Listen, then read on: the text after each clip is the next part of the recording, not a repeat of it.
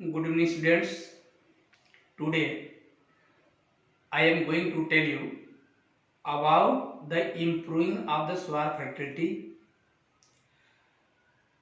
and difference between the fertilizers and manure and advantages of the manure.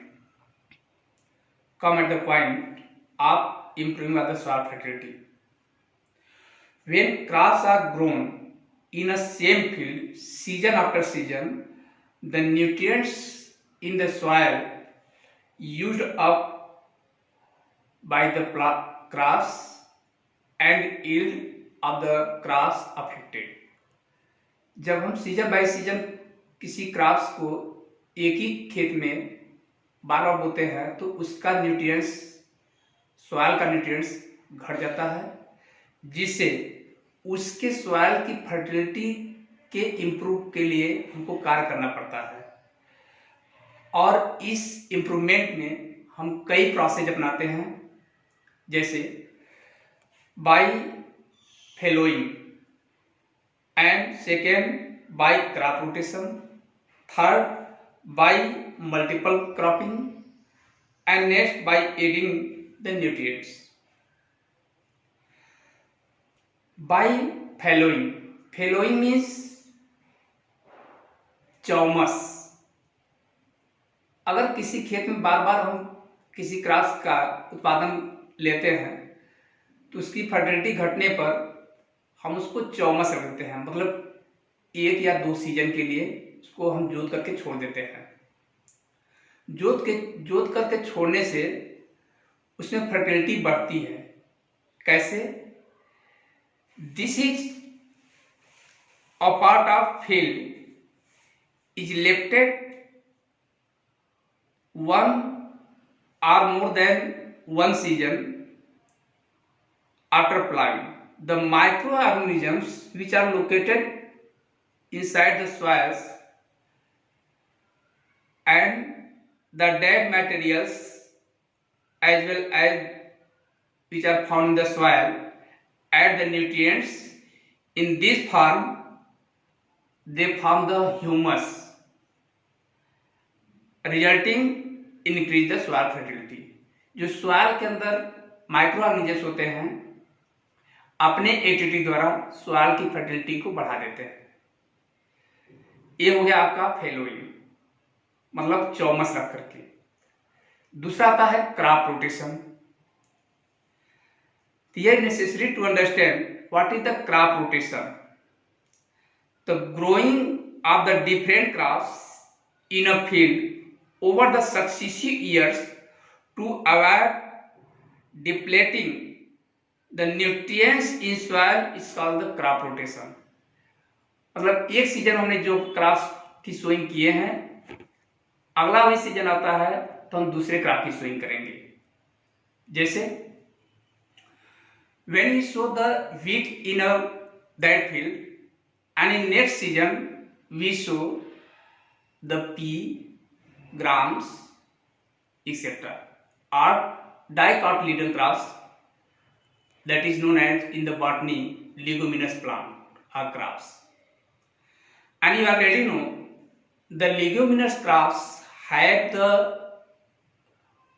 particular bacteria are known as the Rhizobium, botanical name the Rhizobium leguminacearum, and these bacteria form the nodules in the roots of leguminous plant, and that absorb the nitrogen gas from the environment and converted to them into the nitrites and then nitrate, and that nitrate is taken by all crops and develop their body. Next point, multiple cropping. Multiple cropping, in this part the growing of two or more crops together in a same field। एक ही field में दो या दो से अधिक crops हम सोई करते हैं। Suppose that when you so the wheat and pea, the leguminous plant and wheat require the more nutrients to develop their body. In this condition, the roots of pea converted the atmospheric nitrogen into the nitrate, and that supply the nitrate to the plants of the crops of wheat, and they are helpful to us in showing the multiple or using the multiple cropping. Next, adding the nutrients. By adding the nutrients, we can increase the fertility of soil. अगर हम उसमें add कर दें, मतलब मिला दें fertilisers या manure, तो हम उसकी फर्टिलिटी को बढ़ा सकते हैं. जैसे nutrients can be added to the soil by adding the chemical fertilisers और the manure. Come at the point of the difference between the fertilisers and the manure. जैसा कि मैंने आपको बताया है कि अगर हम फर्टिलाइजर्स, केमिकल फर्टिलाइजर्स अगर मिलाते हैं, मतलब रासायनिक खाद या मैन्यूर मतलब जैविक खाद, तो हम उसकी फर्टिलिटी को बढ़ा देते हैं. और एक प्रश्न और होता है कि हमें जैविक खाद या मैन्यूर या फर्टिलाइजर क्यों यूज करना चाहिए? Because when you so the crops season by season, that act are used mostly nutrients which are present into the soil and decreasing the fertility of soil. In this condition, we should add the external chemical fertilizers or manure. Come at the point of difference between the fertilizers and the manure. सबसे पहले आप इसको बताने पहले मैं आपको ये बताना चाहता हूं कि देखिए, एक विद्यार्थी और एक परीक्षार्थी. विद्यार्थी परीक्षार्थी बनता है. परीक्षार्थी के सामने अंक प्राप्त करने की जिज्ञासा रहती है कि हम कितना से ज्यादा अंक स्कोर कर लें. लेकिन विद्यार्थी माने विद्या का ग्रहण करना, तो हम तो ये बताना चाहेंगे कि आप पहले विद्यार्थी बनिए फिर परीक्षार्थी. क्योंकि रट करके आप जो आंसर देंगे उससे अच्छा होगा कि आप समझ के आंसर दें. तो आप इसको समझने की कोशिश कीजिए. सबसे पहले आप फर्टिलाइजर्स और मैन्यूर का 2 कॉलम बनाइए. एक में फर्टिलाइजर राइट डाउन कीजिए और एक कॉलम में आप मैन्यूर, और सीरियल वाइज 1 2 3 4 5 जैसा हो इस तरह से क्रम डालिए उसका नंबरिंग, और दोनों का डिफरेंस अलग अलग राइट कीजिए. Then what is the fertilizers? The fertilizers is man-made inorganic substance, or substance in which the carbon atom is not present. But in next column, manure. The manure is a natural substance obtained by the decomposition of dumps of cattle and plant residues. जो पशुओं के गोबर या जो plant उसमें सड़ गए होते हैं उनसे जो खाद बनती है उसको हम मैन्यूर या जैविक खाद कहते हैं. Next point, difference. Fertiliser is prepared in factories और chemical fertiliser prepared in factories. रासायनिक खाद हम फैक्ट्रियों में निर्माण करते हैं. But manure can be prepared in the field. Manure का निर्माण हम खेतों में करते हैं. Third point, the fertilizer does not provide any humus to the soil. जो फर्टिलाइजर्स होते हैं, केमिकल फर्टिलाइजर्स होते हैं, ये ह्यूमस उत्पन्न नहीं करते हैं सॉइल में. But the manure provides a lot of the humus to the soil. लेकिन अगर मैन्यूर होगा, जैविक खाद होगा, तो वह पर्याप्त मात्रा में उस सॉइल को ह्यूमस प्रदान करता है.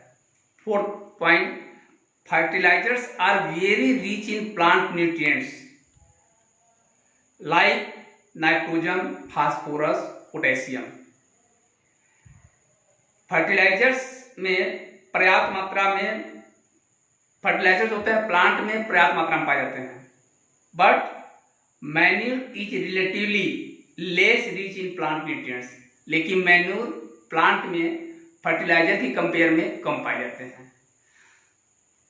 तो अब आइए आप कि what are the benefit of profit of the manure or advantages of the manure.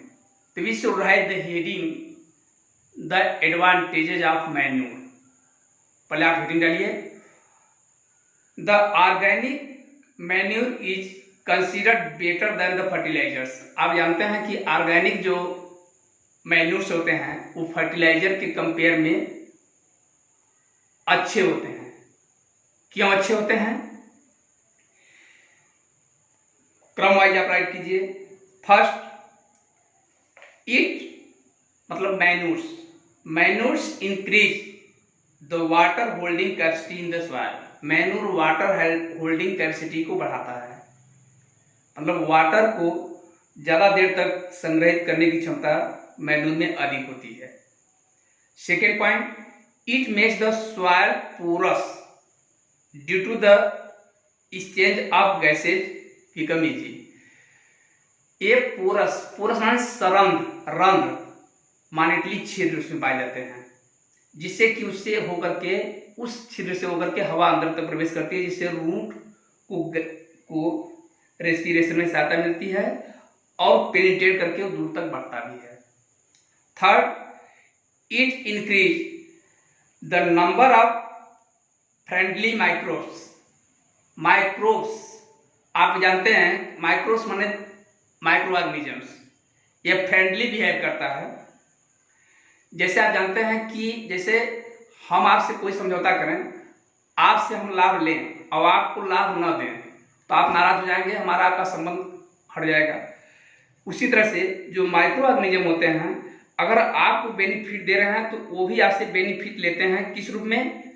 जैसे कि लिग्यूमिनस प्लांट में बैक्टीरिया पाए जाते हैं तो उनसे वो कार्बोहाइड्रेट लेते हैं और उसके बदले में प्लांट को नाइट्रेट देते हैं। तो उसी तरह से इन दोनों में फ्रेंडली रिलेशनशिप बन जाती है। इसीलिए कहा गया है it increases the number of friendly microbes.